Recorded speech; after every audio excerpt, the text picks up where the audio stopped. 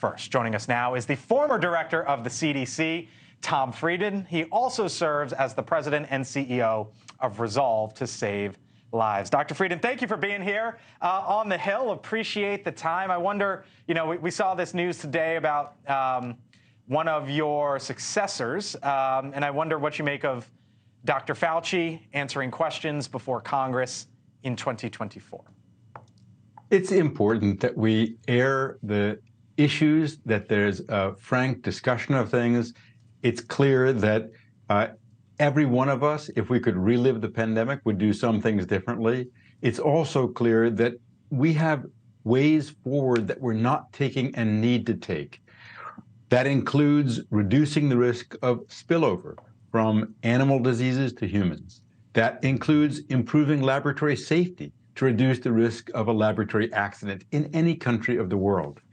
The pandemic was devastating to our economy, to our health, to our kids' education, and we need to do better at protecting ourselves and the world from the next big threat. Is he to blame? Your question cut off. I said, is he to blame? Or did you put blame in his direction? Yeah. Tony Fauci was for more than 3 decades the head of the infectious disease research arm of the National Institutes of Health. He advised 6 presidents.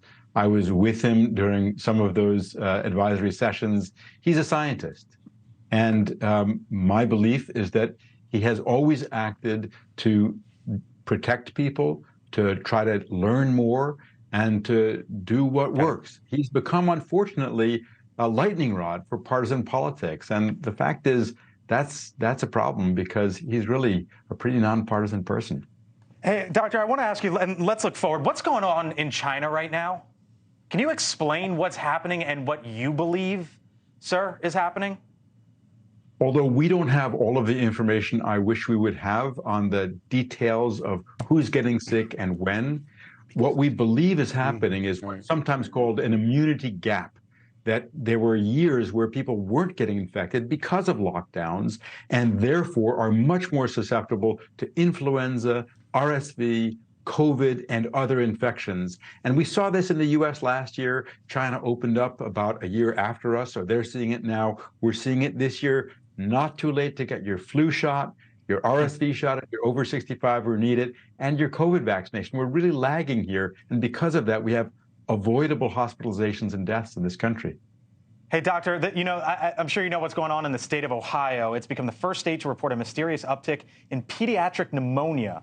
Of course, as we see what's going on in China. Do you think there's a link there? Do you think, how big of a concern do you see that right now inside the United States?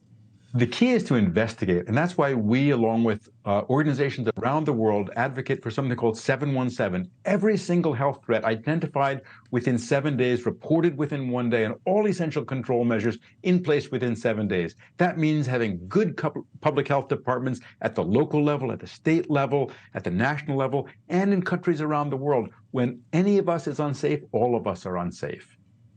Doctor, I got to run, but I want to ask you, for the average person who sees the headlines of what's going out in China, and we know everything that we lived through at the beginning of this decade, and if they were to say, I don't believe what they're saying in China, what would you tell them? I'd like to see more information. What are the details? Who's getting sick and when? What age groups? What do the lab tests show? That kind of open transparency is really important to rebuild trust. Why aren't we? All right, Dr. Frieden, thank you very much for your time. Appreciate it, sir. Hope you come on back. Always a pleasure. Thank you for watching. And make sure you go to joinnn.com to find NewsNation on your television provider.